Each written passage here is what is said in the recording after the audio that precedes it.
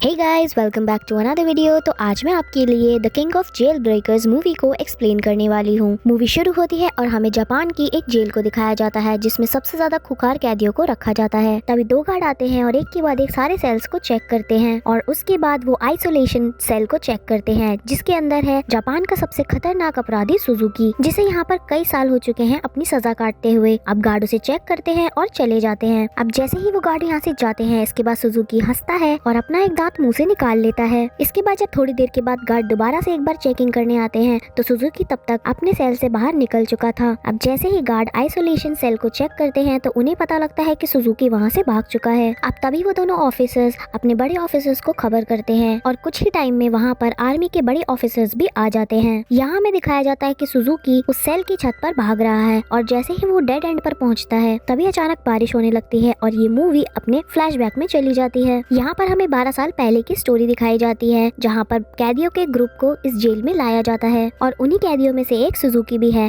जिसे 10 साल की सजा हुई थी। यहाँ पर हमें पता चलता है कि सुजुकी एक इंट्रोवर्ट टाइप इंसान है जो किसी से बात नहीं करता और हमें यहाँ पर उसका एक टैटू भी दिखाया जाता है जो माउंट फूजी का है। इसके बाद हमें ये भी पता चलता है कि सुजुकी जेलों से भागने के लिए बहुत ही ज्यादा मशहूर है। इससे पहले भी वो 3 बार जेल से भाग चुका है और इस जेल के सभी गार्ड को अच्छी तरह से पता है कि सुजुकी जेल से भागने में माहिर है, लेकिन उन्हें ये भी यकीन है कि इस बार सुजुकी यहाँ से नहीं भाग पाएगा। अब नेक्स्ट सीन में हमें दिखाया जाता है कि सुजुकी को उसके सेल में शिफ्ट किया जाता है जो एक छोटा सा रूम है और वहाँ पर एक वेंटिलेटर भी है। वो वेंटिलेटर को ऐसे घूरता है जैसे उसने मन ही मन कोई प्लान बना लिया हो। वहाँ पे मौजूद गार्ड वहाँ के जेल वार्डन से कहता है कि वो सुजुकी पर कड़ी नजर रखेंगे। अब इसके बाद ही वो जैसे सुजुकी के सेल में झांकता है तो वो देखता है कि सुजुकी तो वहाँ से भाग चुका है। इसके बाद सुजुकी को पकड़ने के लिए वहाँ पर एक बहुत ही बड़े पैमाने पर सर्च ऑपरेशन शुरू किया जाता है। वो लोग सुजुकी को एक जीनियस मानते हुए इस पूरे शहर को घेरने का प्लान बनाते हैं और इस प्लान के चलते वो लोग उसे 20 मिनट के अंदर ही अंदर ढूंढ भी लेते हैं। यहाँ सुजुकी उन्हें ट्रेन की पटरियों पर दौड़ता हुआ मिल जाता है और इसके बाद उसे उसी सेल में दोबारा से लाया जाता है, लेकिन इस बार उसके दोनों हाथों को हथकड़ी से लॉक कर दिया जाता है। अब जब रात को गार्ड उसके रूम में दोबारा झाँक कर देखता है तो उसे पता चलता है कि सुजुकी अपने सर को ब्लैंकेट के अंदर करके सो रहा है। गार्ड को ये देखकर गुस्सा आ जाता है और वो सुजुकी को सर बाहर करके सोने के लिए बोलता है, लेकिन सुजुकी ऐसा नहीं करता और इसी से गुस्सा होकर वो गार्ड उसे बहुत बुरी तरह से मारता है। अब नेक्स्ट मॉर्निंग हम देख पाते हैं कि जेल वार्डन सुजुकी के पुराने रिकॉर्ड्स को चेक करता है और यहाँ पर उसे एक अजीब सी बात पता चलती है कि जब भी सुजुकी भागता है तो वो कुछ ही समय बाद रेल की पटरियों पर भागता हुआ पकड़ा जाता है। अब रात में वार्डन सभी सेल्स को चेक कर रहे थे और जब वो सुजुकी के सेल में आते हैं तो वो ये देखकर हैरान हो जाते हैं कि सुजुकी ने कैसे तो करके अपनी हथकड़ियों को खोल लिया है और वो ये देखकर बहुत गुस्सा हो जाता है। वो वार्डन जानना चाहता है कि सुजुकी ने ऐसा कैसे किया, लेकिन सुजुकी यहाँ उसे कुछ भी नहीं बताता। वो हमेशा की तरह चुप रहता है। नेक्स्ट सीन में हमें सुजुकी के हाथ में एक पतला सा वायर दिखाया जाता है। ये वही वायर है जिसकी मदद से सुजुकी ने अपनी हथकड़ियां खोली हैं और यहाँ ये बताने की बिल्कुल जरूरत नहीं है कि वो इस वायर को कहाँ छिपाता था। अब इसके बाद वार्डन कुछ दिनों के लिए छुट्टी पर चला जाता है और उसके जाते ही सारे गार्ड निश्चिंत हो जाते हैं कि अब उन्हें ज्यादा काम नहीं करना पड़ेगा और यही टाइम सुजुकी के लिए सबसे अच्छा होता है अपने प्लान को पूरा करने के लिए। इसके बाद वो फिर से वही तार निकालता है और दरवाजे का लॉक खोलने की कोशिश करता है। यहाँ पर रूटीन चेक के लिए दोबारा से गार्ड आता है। जब वो दरवाजे से उसे झाँक कर देखता है तो उसे फिर से ऐसा लगता है सुजुकी अपना सर ढक कर सो रहा है और इस बार वो उसे इग्नोर करके वहाँ से चला जाता है। तभी हम यहाँ पर देख पाते हैं कि सुजुकी तो छत पे से उस गार्ड को देख रहा था, मतलब वो उस दरवाजे का लॉक खोलने में कामयाब रहा। वो पहले ही अपने सेल से बाहर निकल चुका है और अब बस वो सही वक्त ढूंढ रहा है इस जेल से भागने के लिए। जब गार्ड यहाँ से चला जाता है तो वो और ऊंची छत पर चढ़ जाता है और वहाँ पर वो एक सॉफ्ट जगह ढूंढता है घूसा मारने के लिए, जिस वजह से छत में छेद हो जाता है और वो वहाँ से बाहर निकल जाता है। अब जैसे ही गार्ड को इसके बारे में पता चलता है तो वो अलार्म बजा के और सभी गार्डों को भी इत्तला कर देता है। इसके बाद वार्डन को भी इस बारे में पता चल जाता है और वो वापस जेल पर अपनी ड्यूटी करने के लिए आ जाता है। अब नेक्स्ट मॉर्निंग जैसे ही वो सारे ऑफिसर सर्च ऑपरेशन की तैयारी कर रहे होते हैं तभी वहाँ पर वार्डन आ जाते हैं। वो उन सबसे कहते हैं कि वो सारे प्लान को कैंसिल कर दे और वो पास के ही रेलवे ट्रैक पर एक छोटी सी टीम को भेजे और उन्हें वहाँ पर सुजुकी मिल जाएगा। उनमें से एक ऑफिसर उन्हें बताता है कि सुजुकी बेवकूफ नहीं है जो बार बार वो उन्हें रेलवे ट्रैक पर ही मिलेगा, लेकिन जब वार्डन उसे कहता है कि उसे पक्का यकीन है कि सुजुकी उन्हें वहीं मिलेगा तो वो लोग भी उसकी बात मान लेते हैं। अब जैसे ही एक टीम सुजुकी को रेल की पटरियों पर ढूंढने जाती है तो सुजुकी उन्हें वहाँ पर मिल जाता है और सब उसे देखकर हैरान हो जाते हैं। सुजुकी को वो लोग भागते हुए वहीं पर पकड़ लेते हैं और यहाँ देखने पर हमें ऐसा लगता है कि जैसे सुजुकी मेंटली डिसेबल है जो बार बार भागकर रेल की पटरियों पर ही पहुंच जाता है और बार बार पकड़ा भी जाता है। अब नेक्स्ट डे वार्डन को उसके राइट टाइम एक्शन के लिए अवार्ड मिलता है और मिनिस्ट्री ऑफ जस्टिस में उसे एक ऊंचे पद पर प्रमोशन मिल जाता है, जिसके बाद उसे ये जॉब छोड़नी होगी और अब उसका नया काम है देश भर में जितनी भी जेलें हैं उनका दौरा करना और जेल में जितने भी कैदी हैं उनकी स्थिति का निरीक्षण करना है। अब इधर दूसरी तरफ सुजुकी फिर से एक बार भाग जाता है और फिर से एक बार वो ट्रेन की पटरियों पर ही मिल जाता है। अब ऐसे ही कई साल बीतते जाते हैं और सुजुकी को एक जेल से दूसरी जेल में ट्रांसफर कर दिया जाता है और वो ऐसे करते करते कई जेलों से होकर गुजरता है और वो हर बार उन सारी जेलों से भागने की कोशिश करता है और नजदीकी रेलवे ट्रैक पर पकड़ा भी जाता है। और इसी वजह से मीडिया भी अब सुजुकी को ब्रेकआउट किंग के नाम से जानने लगी थी। इन सब के चलते वो काफी फेमस हो जाता है और बच्चे भी अब उसे अपना रोल मॉडल मानने लगते हैं। इसके बाद ये मूवी 12 साल आगे फास्ट फॉरवर्ड में बढ़ती है। यहाँ हम देख पाते हैं कि सुजुकी को सेंट्रल जेल में भेज दिया गया है। इस बार काफी सावधानी बरती जा रही है और सिर्फ उसी पर नजर रखने के लिए 4 गार्ड्स को हायर किया गया है और जिस सेल में उसे रखा गया है वो भी नरक के समान है। वो पूरी तरह से कंक्रीट की बनी हुई है और दरवाजे पर भी बहुत सारे ताले हैं। तभी हमें पता चलता है कि ये वही आइसोलेशन सेल है जिसे हमने मूवी शुरू होते ही देखा था। अब जैसे ही सुजुकी को वहाँ पर छोड़कर गार्ड जाते हैं तो सुजुकी पूरे सेल को इन्वेस्टिगेट करता है और यहाँ पर वो ऐसी जगह खोजने की कोशिश करता है जिससे वो भाग सके। अब एक दिन एक गार्ड उसके लिए खाना लेकर आता है और वो उसे उसके सेल में खाना देता है। तभी सुजुकी उसका हाथ अचानक से पकड़ लेता है और उसके हाथ पे हथकड़ी लगा देता है। यहाँ गार्ड पैनिक हो जाता है और अपनी सीटी बजाता है। तभी वहाँ पर सब बैकअप आ जाती है। वहाँ जो गार्ड आते हैं वो जल्दी से सेल खोलते हैं और सुजुकी को अंदर जाके पीटने लगते हैं और इतनी पिटाई खाने के बाद वो बेहोश हो जाता है। होश में आने के बाद वो छोटी सी खिड़की से उस गार्ड की मूवमेंट को ट्रैक करने लगता है। यहाँ हम देख पाते हैं कि सुजुकी को इतना बुरी तरह से पीटा गया है कि उसके चेहरे पर से खून टपक रहा है और वो सारी सलाखों को भिगो देता है। नेक्स्ट मॉर्निंग वो लोग सुजुकी की हथकड़ी में कुछ एक्स्ट्रा स्क्रू लगा देते हैं ताकि वो उसे खोल ना सके और जाने से पहले वो गार्ड सुजुकी की एक बार फिर से पिटाई करते हैं। इस तरह से टाइम बीतता जाता है और सुजुकी बार बार गार्ड्स पर हमला करता है और वो बार बार पीटा भी जाता है और बार बार वो उस दरवाजे की लोहे की सलाखों को अपने खून से भिगो देता है। अब एक दिन गार्ड उसे इतनी बुरी तरह से पीटते हैं कि उसका एक दांत टूट जाता है, जिसके बाद सुजुकी उस दांत को उठाता है और उसे देखकर हंसने लगता है जैसा कि वो यही चाहता हो, ये उसके प्लान का एक हिस्सा हो और उसे जिसमें कामयाबी मिल गई हो। अब नेक्स्ट सीन में